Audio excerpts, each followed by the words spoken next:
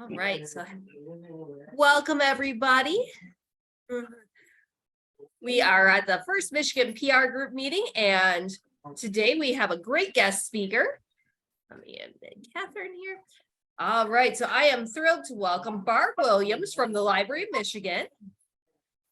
And she, sorry about the dogs. She is going to talk to us today about data and design and best design practices for your data. So we all know we can do better with our own data. So now it is my pleasure to turn it over to Barb. Okay, hi everybody. I'm going to start sharing my screen here. All right, share.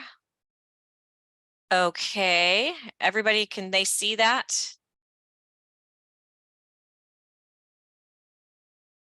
All right, nobody's telling me they can't see it, so I think we're good there. I can see it, Barb. I can okay, see it. thank you. Yep, I A can thumbs see up too. there.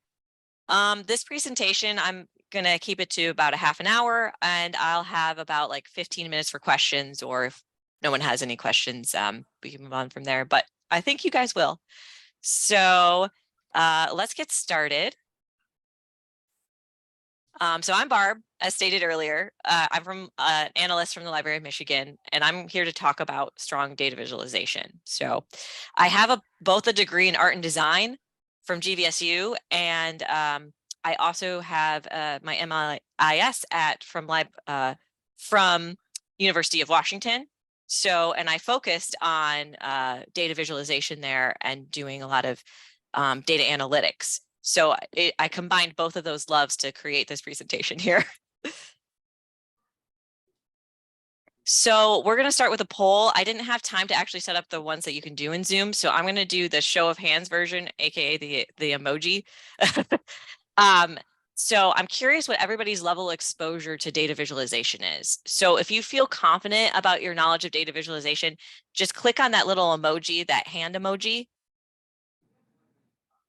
to let me know. When I did this presentation back at that marketing conference, I had such a mix of people. I had academic librarians, and I also had some marketers. So they were two different areas. So the academic librarians felt very confident in visualization where others didn't. Okay, so we have a few show of hands here. That's great. So some of this is going to be review for you who've raised your hands. For others, this is going to be new information. Well, when we get to the portion for the marketing portion, I think a lot of you are going to raise your hand for your knowledge on that one. So this kind of helps me curtail the presentation a little bit more so I know what I can focus on. So the definition of data visualization is the graphical representation of information and data. So you're using visual elements like charts, graphs, maps, data visualization tools provide an accessible way to understand trends, outliers, and patterns in data. So to me, data visualization is a great way to show your stakeholders your outcomes, and also a great way to market your worth. Nowadays, it seems like more and more libraries have to explain themselves because we're no longer considered the common good. So data is a good way to show your worth to your patrons very quickly. So today's presentation, we're going to discuss three main topics: the best practices for your data. We're going to be looking at certain types of charts and graphs and how this can improve your message with your stakeholders and your audience.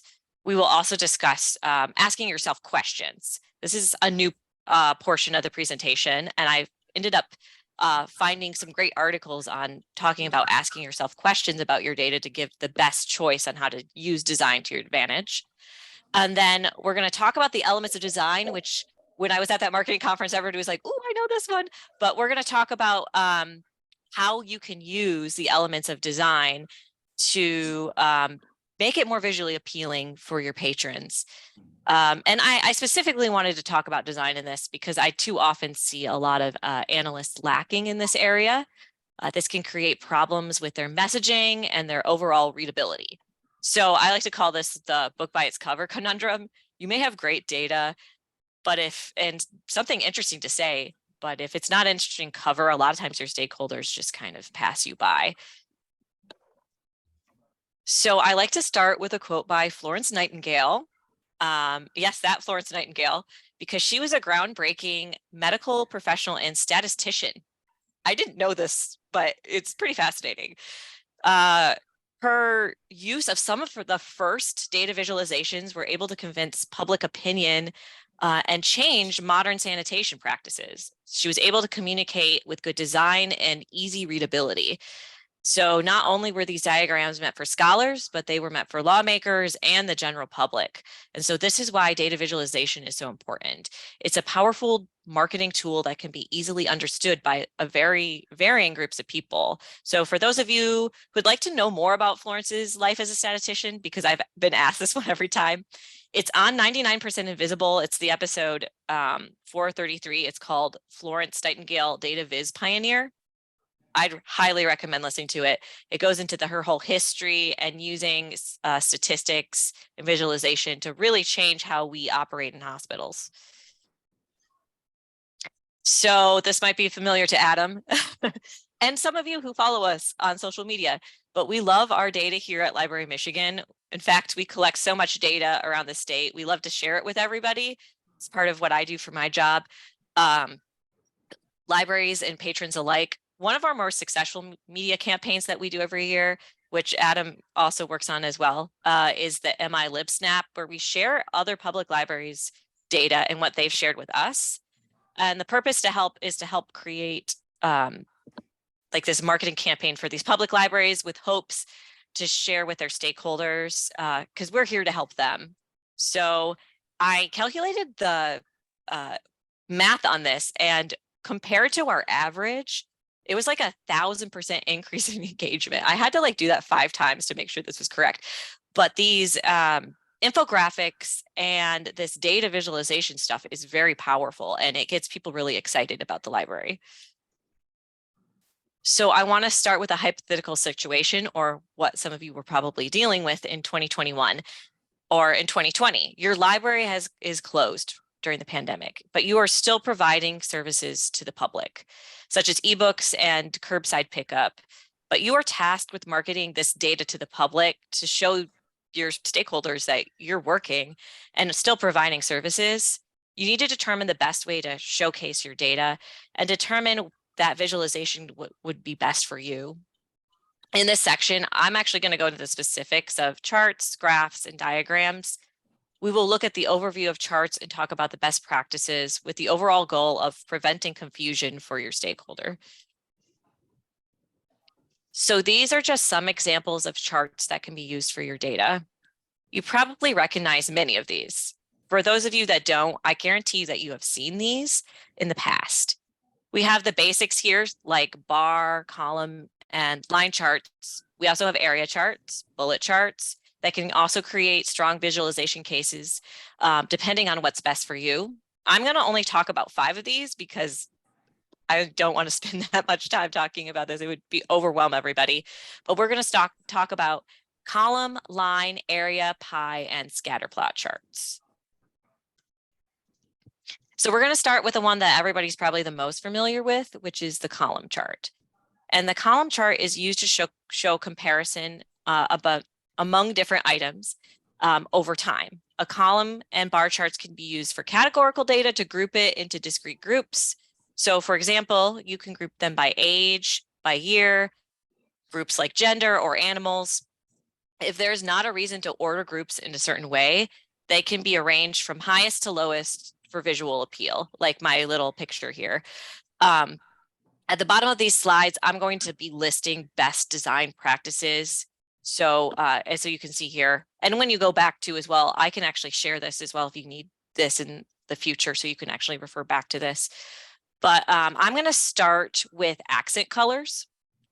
You may have seen this before, where somebody likes to use really bright, bold colors on their charts. While in theory, this should be eye-catching, this usually leaves the reader more confused on what to focus on and what is important. So reserving bold colors for areas that you want your audience to focus on is usually best. It's easier on the eye. Labeling is incredibly important. Labels literally explain to your audience what you're trying to convey. So if your viewer can't read the labels, they will have a hard time understanding what you're going to say with your data.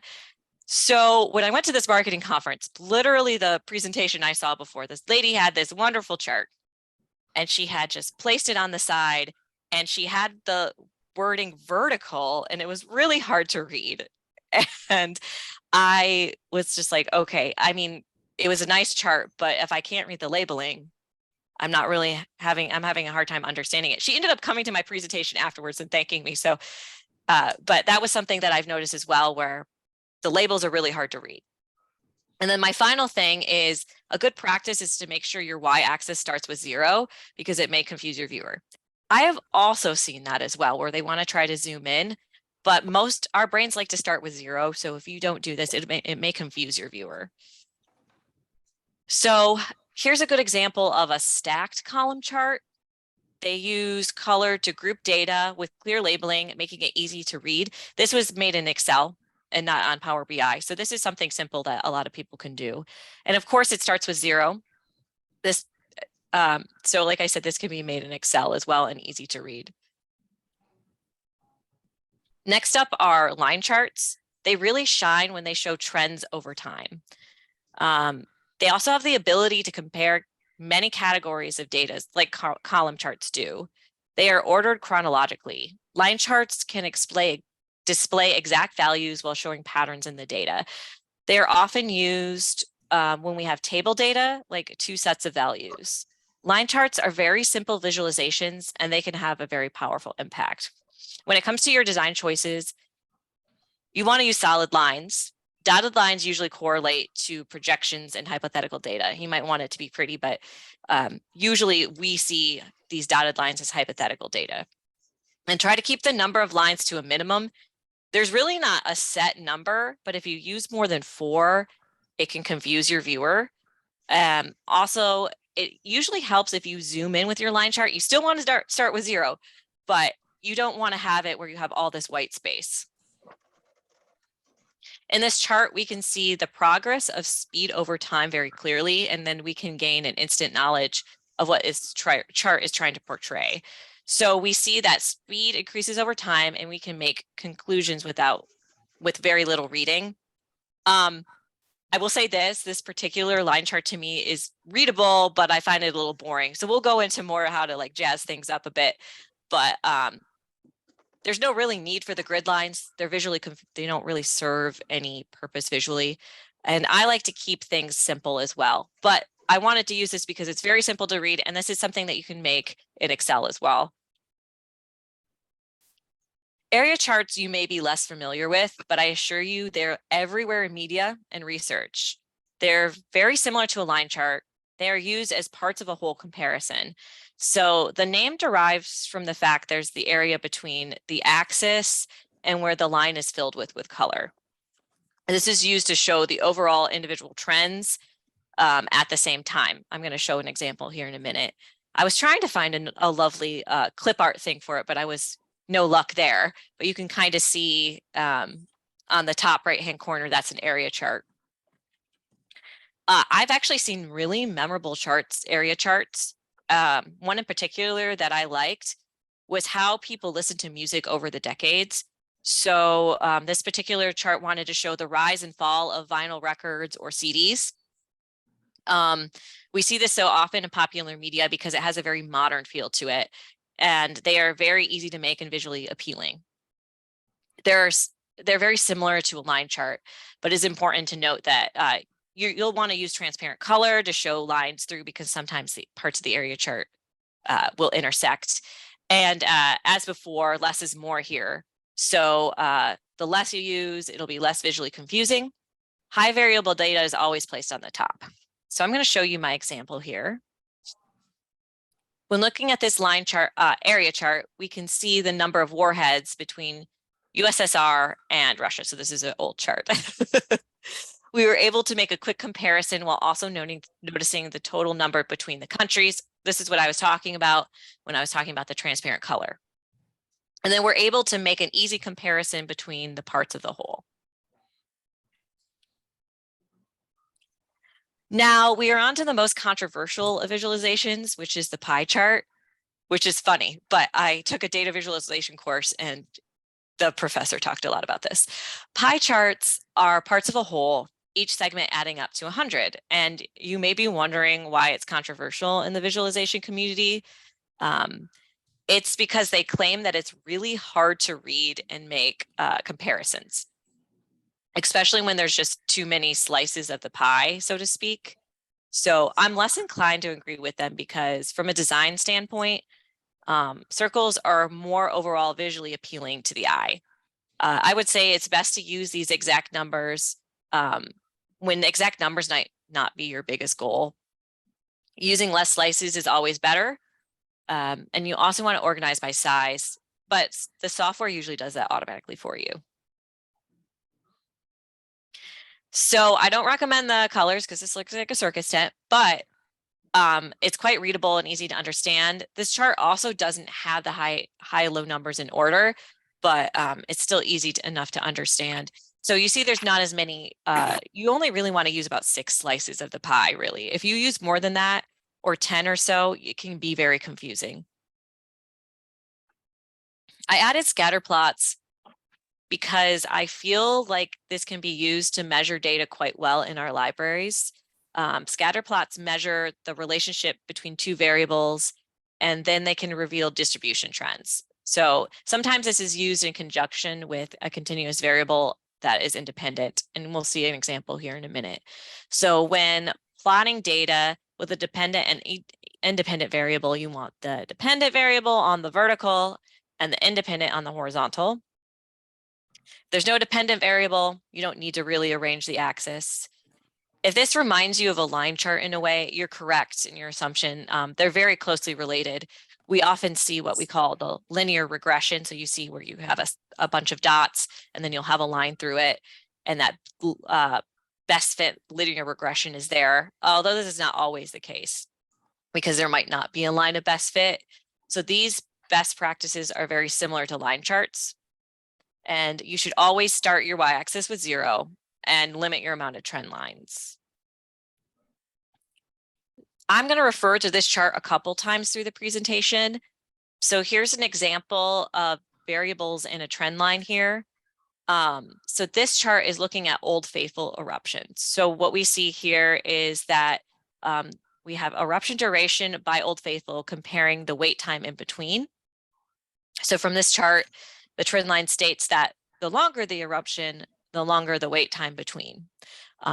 So I was always curious, would this be something useful for, let's say, if you want to look at the times that your patrons are coming in, or the things that they're checking out, etc. I always found scatter plots to be something that could be really useful for the public library.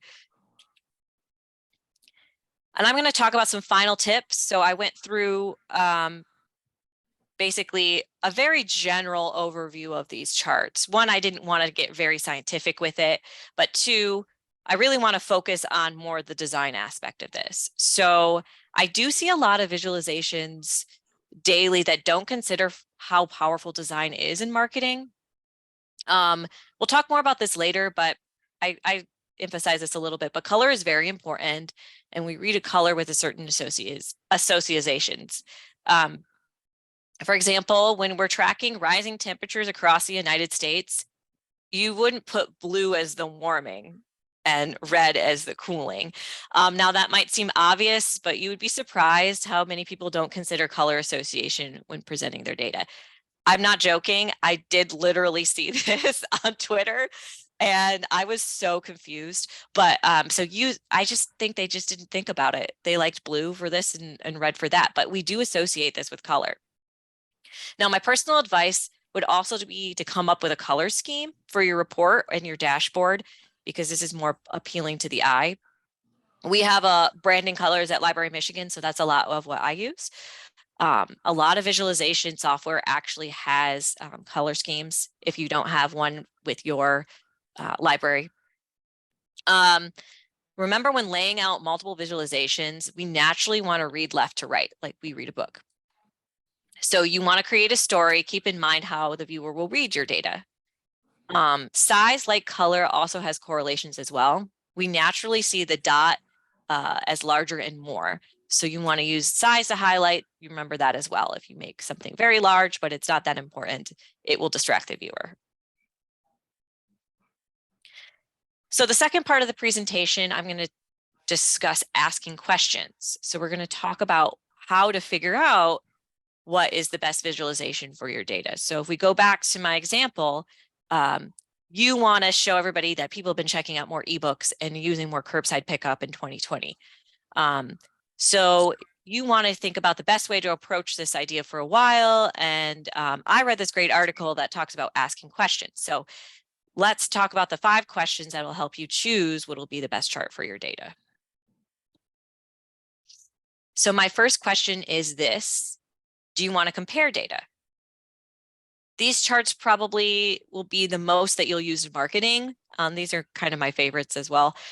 For example, I'll use column charts and pie charts to compare different library cooperatives and some of their usage for Library Michigan services. A bullet chart might be used for progress toward a goal. Like you ever see, I think of Parks and Rec where they had that thermometer for the goal, they were raising money. That's a bullet chart.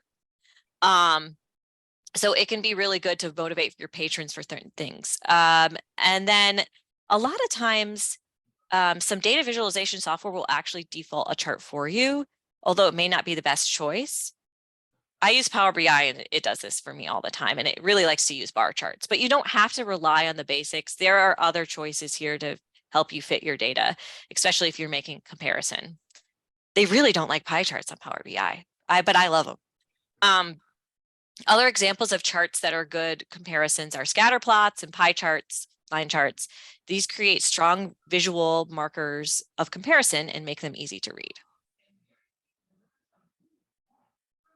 So my next question is, do you want to break down parts of a whole? This is where area charts will really shine. The other day on Data Science Twitter, I saw a breakdown of usage of left and right-handedness that was very well done.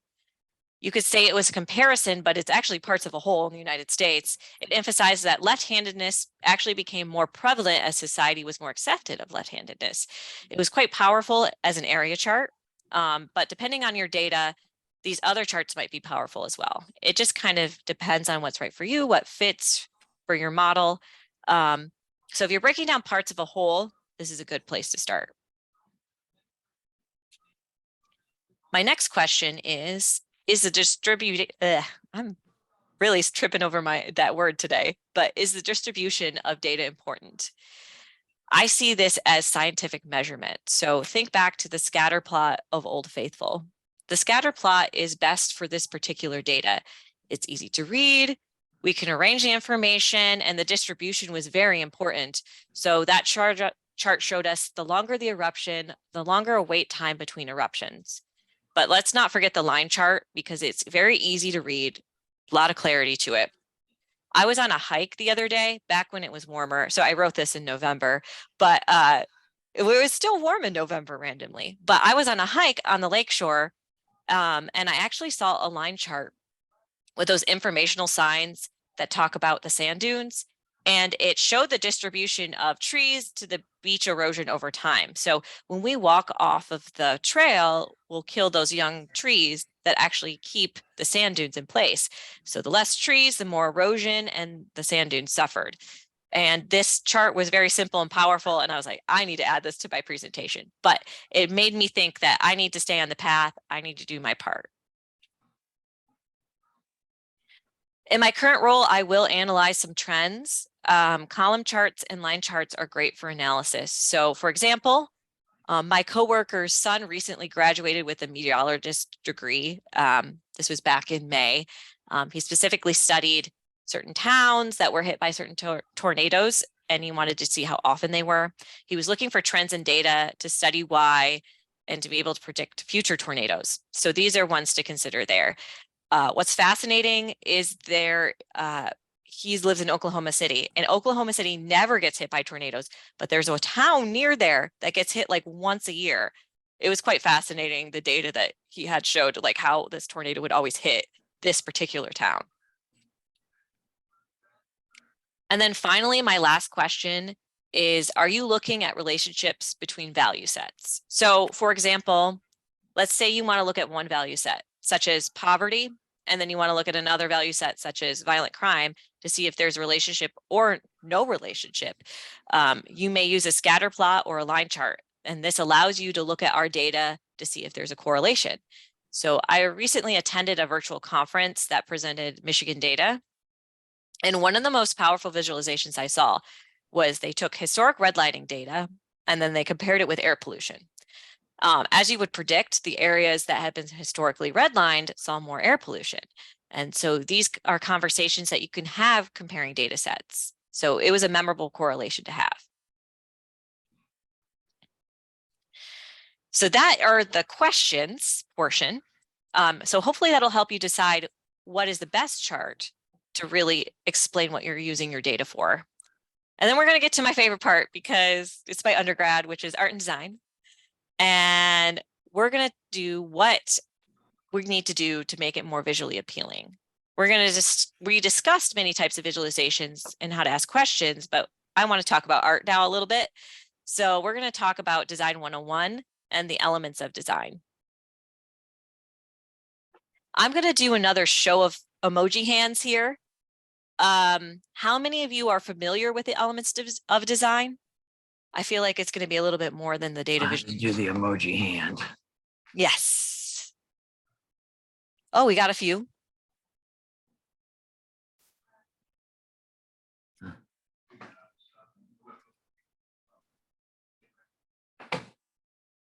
Yeah, it's usually a lot more, especially this is a marketing PR group.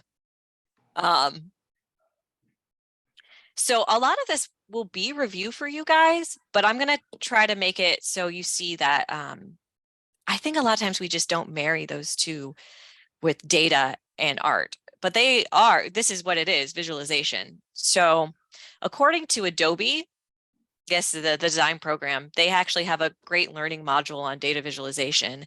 They said, great design doesn't happen by chance. A great designer strategically chooses things like color, shape, typography, all which have an impact on the viewer and how they perceive and engage with this art. At first glance, we might not think of our data visualization this way, but we can learn a thing or two about design. I'm not going to go over all of these, but we're going to just start with the basics here. So there are 6 elements of design. You have typography, texture, space, line, shape, and color. So typography are your fonts, your Arial and Helvetica, your dreaded Comic Sans as well, or Papyrus. Space is the area above, around the negative space, the positive space. And the last one I'm going to talk about is color, which I consider the most important, which is, we'll talk a little bit about that as well. And I'm going to just focus on those 3, but I actually marked them as well. But as you can see, there are other things that you can use. I've seen texture used as well, like somebody used that on different types of rock, and they used granite and marble and all the color on there. So texture can also be used as well, but I think the most prevalent are going to be these 3. So for typography, we often think about fonts and typography in marketing, but we don't really think about it with our data. We really think, is it readable? And that might be the only question we ask. But think about your fonts for a moment. We use different fonts for different occasions. I was at a wedding a few months ago, and the cable cards were all in this calligraphy because it evokes a certain mood and tone. Imagine if everything was printed in Comic Sans. What kind of mood would that evoke at a wedding? This is the same for our data visualization. You may think it doesn't matter. It's the data that's important. And yeah, it is. But when you hand your data over to a stakeholder, you want to kind of evoke a different mood or feeling, and it's what you want to convey with your data. What instant impressions can you give your viewer? We also use visual hierarchy here. So for example, I can see that pop rock is emphasized. This may seem obvious, but the bigger, the bolder your text is, the more your eye is drawn to it. Use this as an advantage to draw your eye around the diagram. Create a focal point. You don't have much time to express your data, and this helps get the point across very quickly. Next, let's talk about space, because space refers to the positive and negative around your visualizations. White space can make it easier to read with less visual competition. It allows us to simplify and not overwhelm the viewer. It allows you to group elements together and see white space as a separator. Think about all the old websites from the 90s and the 2000s. It was like the Wild West of graphic design then. We laugh about it now, but it truly felt like everybody had to fill every single bit of space with flashing random stuff. We know better now, but the same could be said for our visualizations. Looking at this example of a dashboard, we see our eye can move around the space, and it allows our viewer to explore the data that they need to. So I see this with new analysts, they just shove as much information on their dashboard as possible. It's very hard to read. So less is more. And then the last thing I'm going to talk about is color. And I said I could do a whole presentation on this because it's what I specialized in when I was in my undergrad. Why do I want to talk about this so much? Well, color might be the single most important element of design to me. This is just my opinion though. It can make or break a visualization. When we talk about marketing and branding and brand colors, we do this because, like typography, it evokes a mood, it's more visually appealing, and it psychologically connects us to the brand. So it has associations with it, with warm colors being more exciting, cool colors being more peaceful. So why don't we do this with our visualizations? Creating a color palette using 3 properties can maximize your design. In my example here, while this chart may be colorful, they have desaturated a lot of the colors to make them less bright, and it makes it easier to read. So just something as simple as desaturation can make a big impact on your viewer. So I'm going to wrap up my presentation. I'm going to leave you with 5 big main tips. So my first one is good design is important and powerful. When I think about all visualizations I've encountered over the years, I'm pretty surprised how much I remember from them.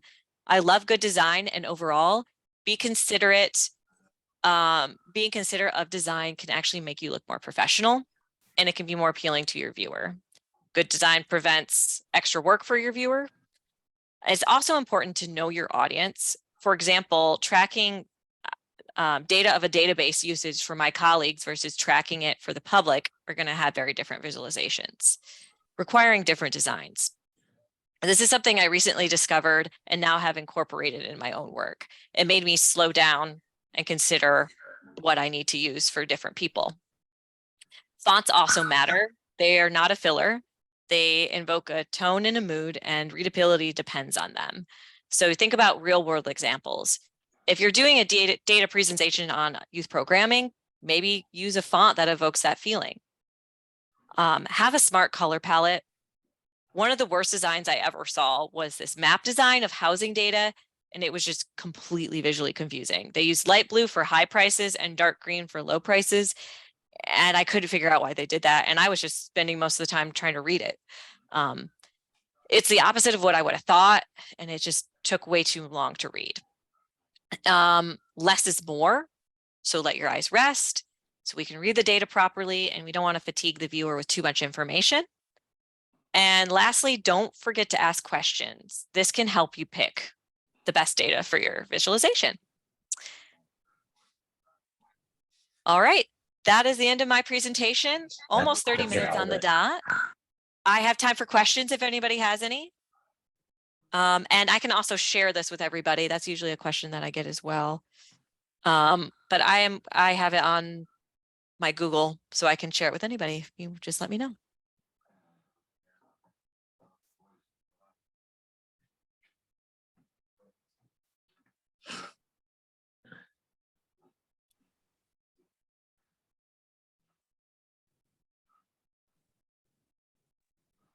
All right, we have a couple questions coming up in the chat. The first one is, what is the program you were talking when you were using, but how you design some of the graphs?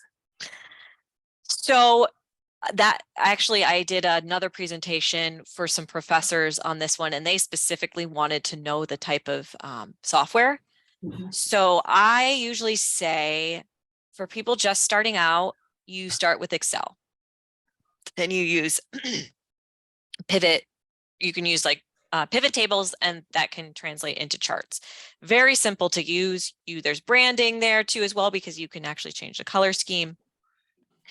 Then when you get more comfortable and feel like you want to do more, you can step up to the visualization softwares, which are Tableau and Power BI. I use Power BI. And actually, let me see if I can show you, because I'm sharing this now. I will show you my, can everybody still see my screen? Yep. I'm going to go to Mel. Yeah. So, right. I'm going to show what I've put on Mel currently. So Power BI allows me to create these dashboards, and they're interactive dashboards. So for example, if you're just doing infographics, you may just want to use Excel or any sort of design software as well, like Adobe. But for me, I wanted more interactive here, so people can actually click on items here and check out. This is e-resource usage. They can actually choose. So it just depends. And this would be the next step up. I wouldn't say this is too difficult a software, but it has a learning curve, especially if you haven't had experience with this as well. So this is what I use, which is Power BI. And then the step up after that, which I am not at, is that people use R and Python coding languages, and they will connect it to Power BI or Tableau as well. So they'll actually use coding. So there's just different levels that you get at, but I always say start with Excel.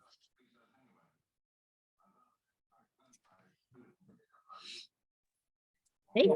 Oh, dogs are, of course, acting up because I'm trying to be on the mic. We do have another question from Mary at Grosse Pointe. Beyond charts and graphs, we also use infographics. How do you feel about the infographics? I love infographics. They actually usually incorporate data in there as well. So I said from like a marketing standpoint, when you noticed our MLIS, we did it more in an infographic style, especially for social media. For something, so I always say they're really wonderful to get stuff across very quickly. If you want to be a little bit more, let's say you're presenting to a library board and you want to give them more data. Usually that's when you're going to want to use graphs and things like that, because you want to explain it a bit more. From a marketing standpoint, from social media, I usually say infographics are better, but a good chart actually, think about Florence Nightingale. So it still works that way. It's just the less information, the better, especially on social media. So I would recommend infographics too.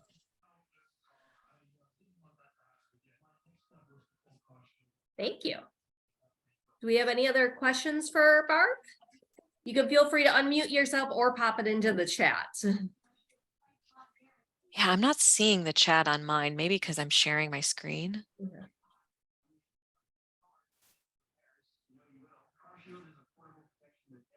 Oh, here we go.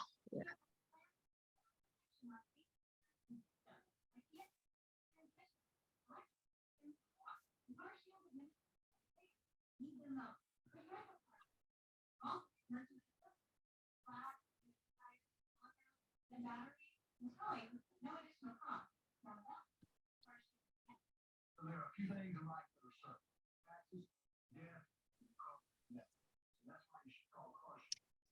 Any other questions out there?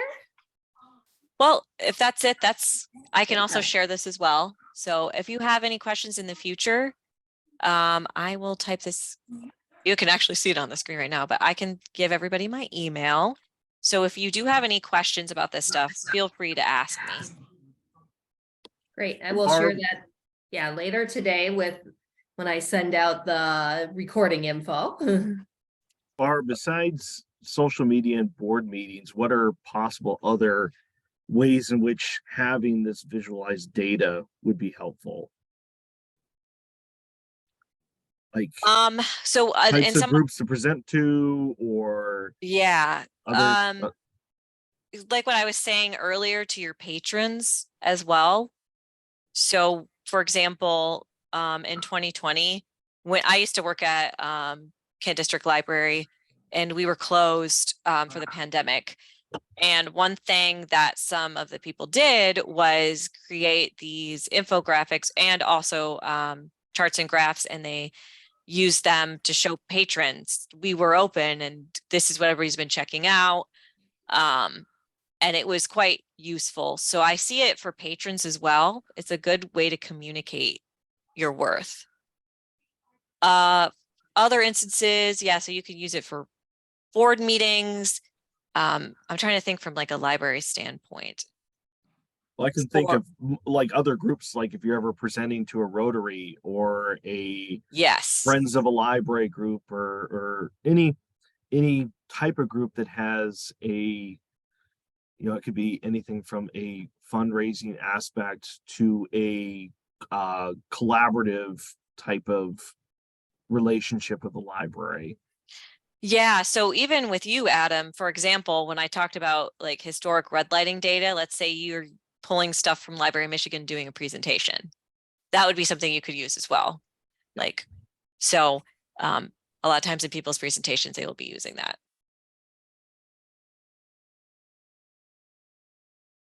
Say, Mary also put a great tip in the chat that, infographics and charts are great for when grant writing. I didn't think of that. That's very true.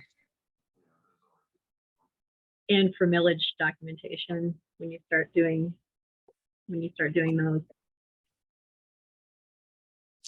Yeah, I really wanted to talk about art as well, like the design aspect of it, because I had seen something somewhere. I went to a conference and they were presenting their data and I was just having a really hard time reading it. And I really just wanted to write to them, I can't read this, but I didn't want to interrupt her and I didn't want to be rude or anything. So I was like, I'll just make a presentation about that. It was, they were presenting on, goodness, it was something with academic libraries. I think it had to do with diversity in staffing in academic libraries. And that's really interesting data, but I just had a hard time reading it.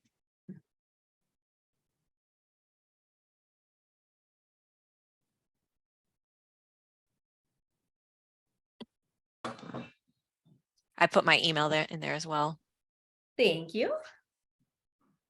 Oh, I did present this at the marketing conference back in November.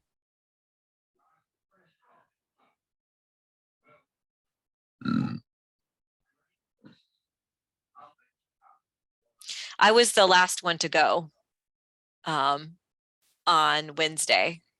So I think some people had left. So if you had been there, but I'm glad if you guys went and you missed my presentation, now you get to hear it. So. Well, Barb, I'll join into the chorus of thank yous that were in the chat. This was incredibly useful and thank you so much. You're welcome. Thanks for having me, guys.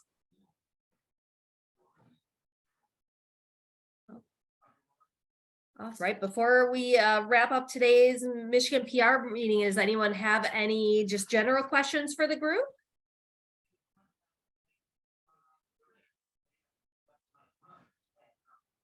Not a question, but I do want to alert everybody that the Michigan Notable Books list is now out. So anybody who needs anything related to that, I'll put the URL in the chats, because we put a lot of different promotional things that people can use as far as like tabletop signage, bookmarks, other stuff like that, that's directly on there.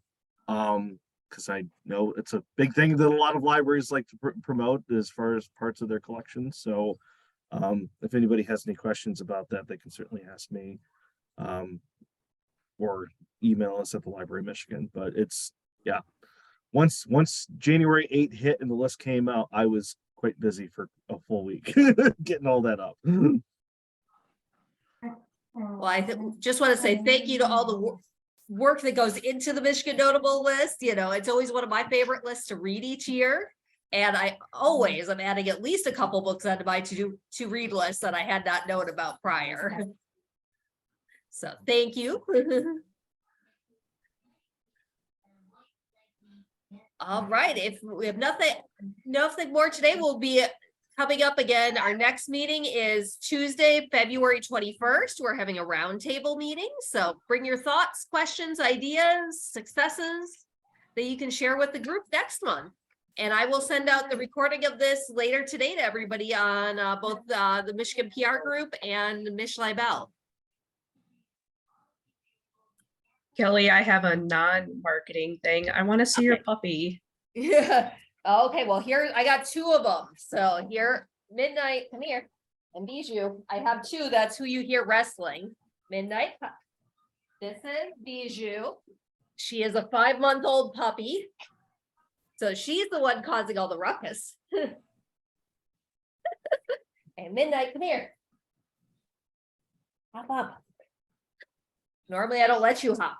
This is Midnight. She's 5 years old. And now off wrestling again. They're both so cute. Thank you.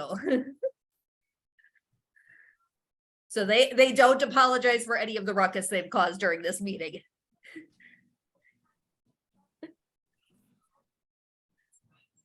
All right, well, thank you, everybody. Thank you for joining us today. I hope you got as much out of it as I did. And we'll see everybody in February. Bye, everyone. Bye.